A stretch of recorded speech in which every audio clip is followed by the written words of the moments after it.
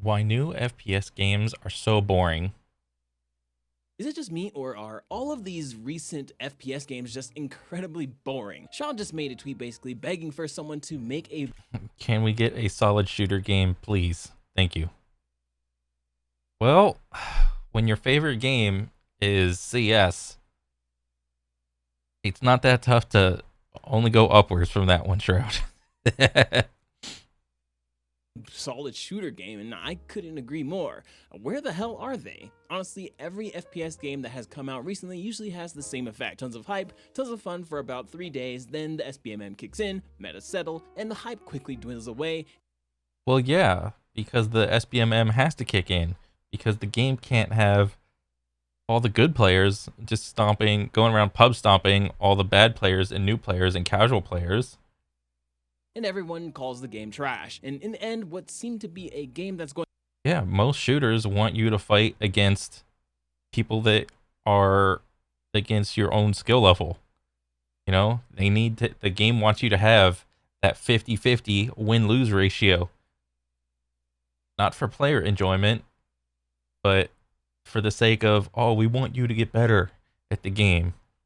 to be crazy fun and change the world just turns out to be another boring shooter of the same caliber. As someone who is trying to create a game that is new and fresh in the multiplayer FPS genre, this question has been hovering in the back of my mind. What is it that makes all of these games feel so damn boring, and how do we change that? And after coming up with a few different arguments as to why, the only thing that actually makes sense to me is the fact that they are literally all the same. I mean, think about it. Here's the answer. It's for money. That's always the answer.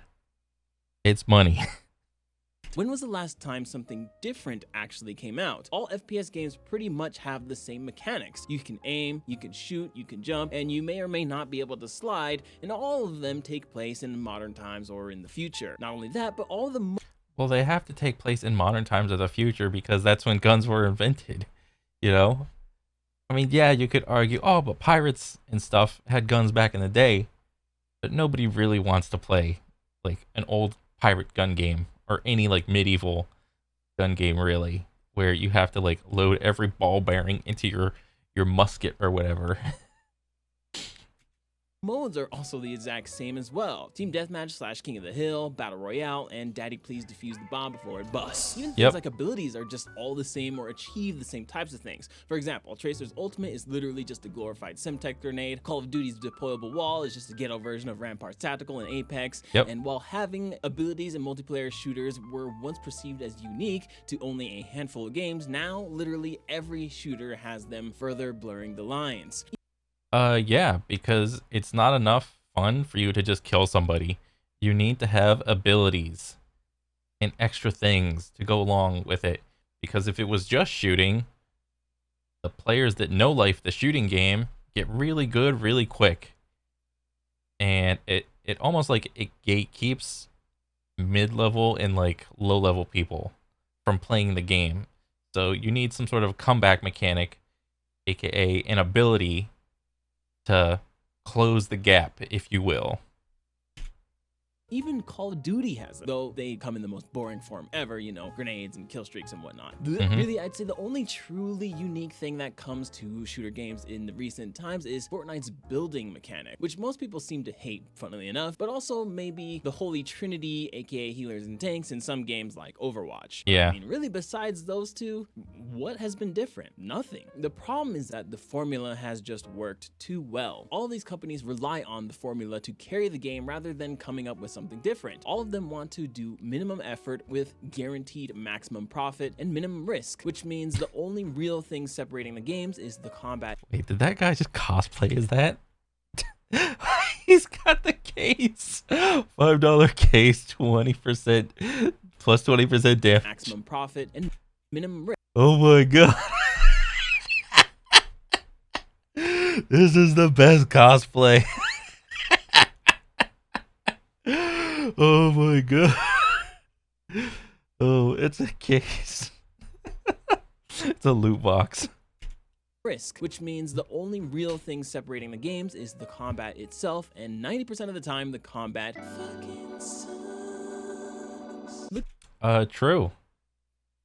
as far as an FPS goes, your game is make or break on the gunplay and the movement. And that's it. If you can't get those two right, then your game is not gonna survive and it's not gonna thrive. Look at the new Modern Warfare 2/Warzone 2. They nerfed the movement to lower the skill gap and cater to more casual players, but even a lot of the casual player base feel like the movement is absolute trash. So I had no idea that they did that even. That whatever the most current Call of Duty is, it they just made it so players move slower. Jeez.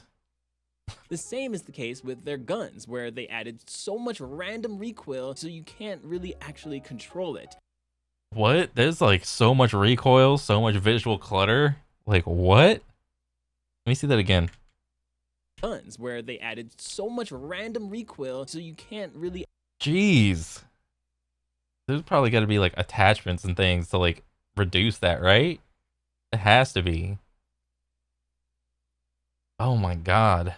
Well, they do the random recoil thing to again close the skill gap between your high level player and your low level player. That's the reason behind that. Actually control it. There's no mastery. I mean, And it's not bloom and it's not a set amount of like a set recoil, and there's no aim smoothing in it like in Apex. So it's pretty much just pull down a little bit and then hope for the best. It's like pull down and bloom together, more or less, which does not feel good at all. making for a very. And the argument for like realism versus like fantasy is beside the point, you know? I'm not playing an FPS for like realism. If I want to play an FPS for realism, there are games that do it better, and it's not Call of Duty. All right? Boring gameplay. Another example is Overwatch. While it's probably the most unique in regards to its abilities and Holy Trinity dynamic, which is nice, its fundamental mechanics are actually just as bad and clunky as Modern Warfare 2, if not worse. I mean, you can't even sprint. That is instead passed down to a single hero as one of their abilities. Yeah, so the movement for Overwatch is pretty much there is no momentum. You just go the same speed either way. Any direction you go the same speed. I'm not sure if it counts for like backing, like going forwards and backwards, but I know left, right, like AD strafes going left and right, it is the hardest in Overwatch, and that's a big reason why people don't like it because because AD spamming and left right strafing is just really good, and if you're a new player, AD spamming or you're trying to shoot against someone that's AD spamming, it's really hard because you don't know the basics of shooting. So with that alone is really tough. That is some of the lamest shit I have ever experienced. Movement feels terrible in that game unless you are playing Lucio, and maybe Wrecking Ball. Then we have the opposite side of the spectrum with Apex Legends. Every baseline fundamental mechanic in that game feels incredible. Seasoned players have a very hard time switching games because Apex is literally the only FPS with gunplay that actually feels like gunplay.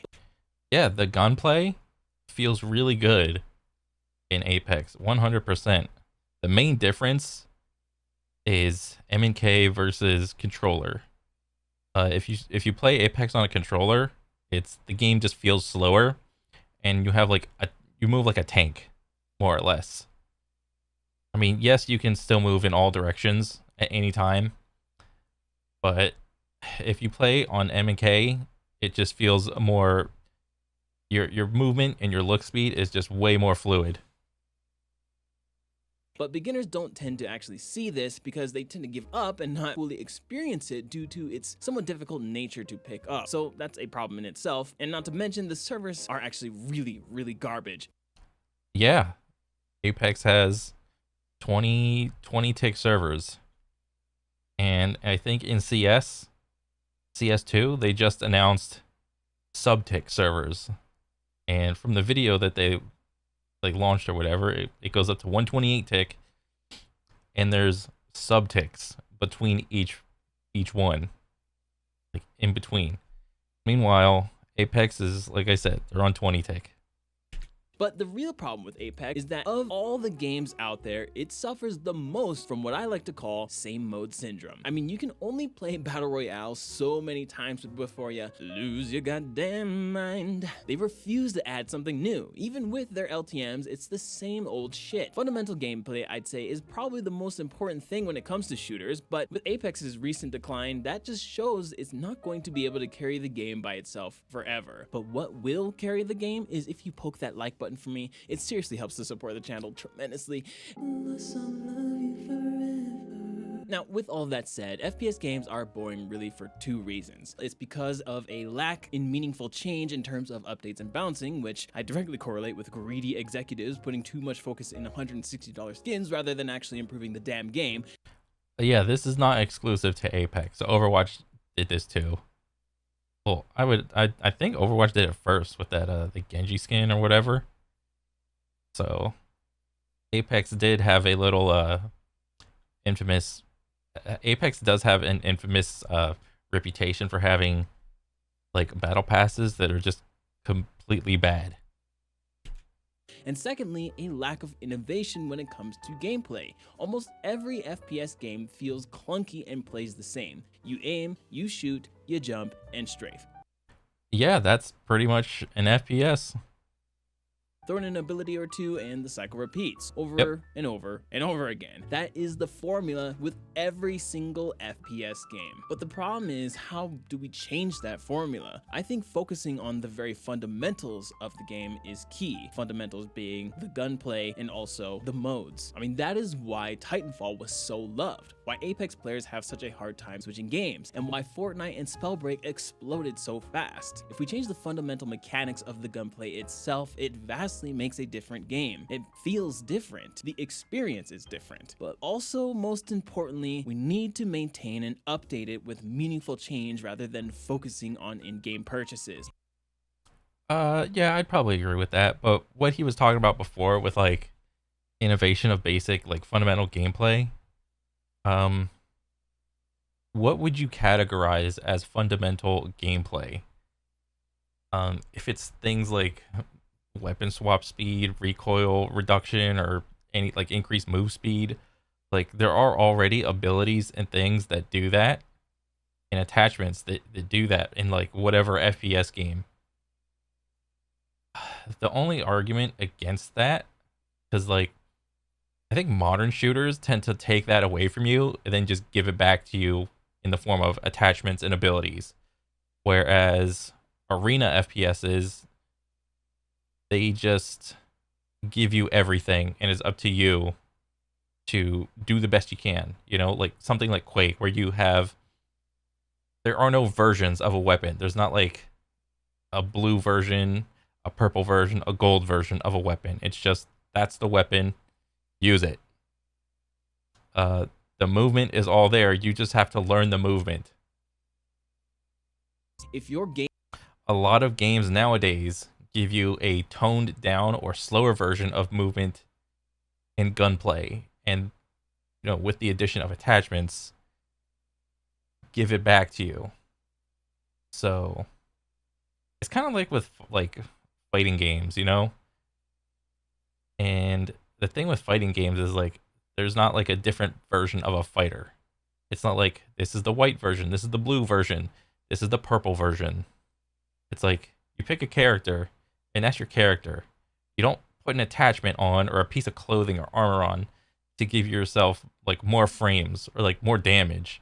I mean, yeah, certain fighters have done that in the past or whatever, but that's like for like a little fun little side mode or whatever.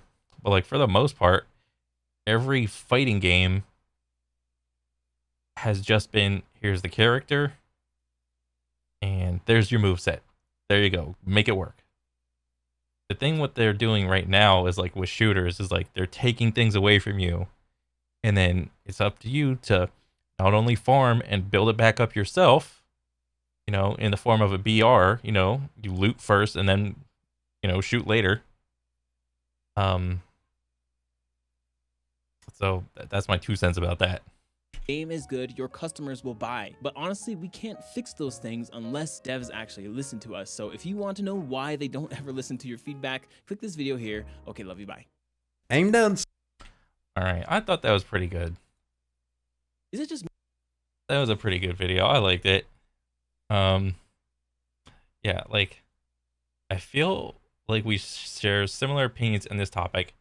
As I was watching this, I was going to bring up Titanfall 2, but then when you went ahead and mentioned it anyway, Titanfall 2 was the second and last FPS game that really captured my interest and made me excited to play every time I booted it up. First being Battlefield 4, and both share something in common. Oh god, that's a huge. That being mechanics and skill sets that are deep enough to warrant practice and learning. Yeah, so the thing with FPS is like,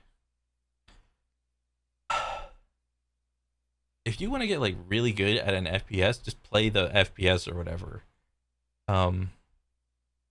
Not everybody wants to play an FPS as like a full-time job. Much the same way as like if you go out and you just want to play basketball, like with your friends or whatever, or play football, frisbee, disc golf, regular golf, whatever. Everybody just wants to play like with their friends at their level. That's, and you know, for the most part, that's fine. There's nothing wrong with that. It's just when a game only has like public matches and they don't have like a rank mode or something like that, it gets very muddy between the players that practice and are like going hard for like the esports slash competitive scene of that game versus just the people that just want to come home and play a game. That's pretty much the gist of it. In Titanfall, I was spending in a very unique set of weapons and tools that can add that layer of depth. And you have an experience with so many facets to it that I can play for hours on end and have a great time doing so because you have that freedom to explore and, more importantly, master those mechanics and tools you have at your disposal. Yeah, the more time you play, the better you'll get, supposedly. Battlefield 4 has vehicles and movement mechanics that outshine modern battlefields, in my honest opinion, but it doesn't come close to Titanfall. Yeah, I mean, yes, Battlefield and Titanfall are two FPSs, but they're two like different flavors, you know? Like chocolate and vanilla are both flavors of ice cream. Yes, they're both ice cream, but they're two different flavors that want to showcase like different things about their respective games. For me, that is what an FPS needs to be interesting. Most modern FPS games lack that due to the emphasis on prioritizing the players who don't want to master mechanics and actually earn their successes. So, this is kind of hinting at the fact that the higher in skill level you go, you make it in an FPS, the more likely you are to spend money on the game. Like, let's say your FPS has like a free to play model, or even if it's not a free to play model, you still have like you bought the game and there's still there's a store that you can buy like cosmetics and stuff on it. The more attached you are to that game, the more likely you are to buy items from that game because you want to show off in whatever. So most people don't want to spend a significantly large amount of time on an FPS. They just want to hop in and feel good, you know, get some dopamine from their game and, you know, hop off. The shallow, like on the one side of the spectrum, like where it's like low skill slash new player or like a casual type person, they're probably less likely to spend money on the game because they don't have that like attachment to the game. Since getting dunked on, has most people leaving. Where for me, I look at who beat me and how, and learn that from that, and you use it as a push to keep on improving. Yeah, that's fine, but not everybody is like this. Like, oh, I died. How did I die? I want to get better. Yeah, that's fine to have that mentality, but not everybody is like that. It's one reason why I stay away from COD, and I'm glad. Looking at Modern Warfare 2, which has an instant time to kill, no movement potential, grenades, perks, gadgets, and kill streaks, that instead of simply adding to the depth of gameplay by offering a tool that you can manipulate to help you, simply acts as a press to win button. Yeah, that's what I hear a lot about with Call of Duty. Like, the skill gap in Call of Duty is very small. So someone that has like a couple of thousand hours or in the game versus somebody that has like a couple hundred or they just jumped on. It's like any player can kill one or the other at any time. But if you kind of translate that to like sports, like it doesn't really make sense. So let's take basketball. If I'm gonna verse Michael Jordan in like a one-on-one, Michael Jordan should be able to like stomp me like 10 out of 10 times. Like easy. But with a thing like Call of Duty, they're trying to like make that gap insanely tiny. So that hey, we're gonna appeal to the most amount of people to play this game. Look how easy it is to kill people. I feel good. Then come play our game. And there's nothing wrong with that. It's just that's the target market that they're trying to, get people to play their game. I mean, a stun grenade that slows your movement and aim speed, which you can't avoid by looking away from it. Utter bullshit. In Titanfall, the abilities aren't pressed to win. Even the Titans are fragile in the hands of a lesser experienced player. They simply add more options. Yeah. Heck, even Apex is steering towards this design after they nerf tap strafing, buffed or refused to nerf aim assist and more. Yeah, that's kind of true. I don't think they really nerfed tap strafing at all. That's still in the game. Refused to nerf aim assist. Yeah, aim assist on controller on PC is 0.4 and controller on console is 0.6, and it doesn't look to be happening anytime soon unless there is a larger amount of pro players switching from M&K to controller. So right now I think it's like something along the lines of 60-40. 60 players are playing controller, 40% on M&K. So that difference seems to be good enough for the developers to not warrant a nerf to it yet. Battlefield 1 and V, I guess this is 5, and 2042 all have design elements that reflect this desire to make games easier. Battlefield 1 had its strafe speed reduction. Battlefield 5 added random recoil conversion, and 2042 adds legit wall hacks and turrets. Yeah, they're all making the game easier. They're lessening the skill gap. FPS devs now want to provide a dopamine rush for no effort. It's a poor mentality to have. It's not necessarily a poor mentality. It's just not one that you agree with. Me, I mean, me personally, I like actually trying and learning and like from my mistakes and like having to actually work for that stuff. But that's just me. It doesn't make me right or wrong. It's just, it is what it is. Assuming that you won't have to ever actually work for success. It's why I've not found any game in the last 2 years that I feel is worthy of my time, and I want something that piques my interest to come out. Yeah, that's true. There are a lot of like single player FPSs that kind of fit that, but I mean those are only good for so long or whatever. Like right now, for me, I'm playing Turbo Overkill. There's a lot of movement, a lot of guns, and the game feels great. But again, it's only single player. Um, I couldn't imagine that game having a multiplayer. I would pray for Titanfall 3. But as sad as it sounds, I wouldn't be able to bring myself to get hyped for it.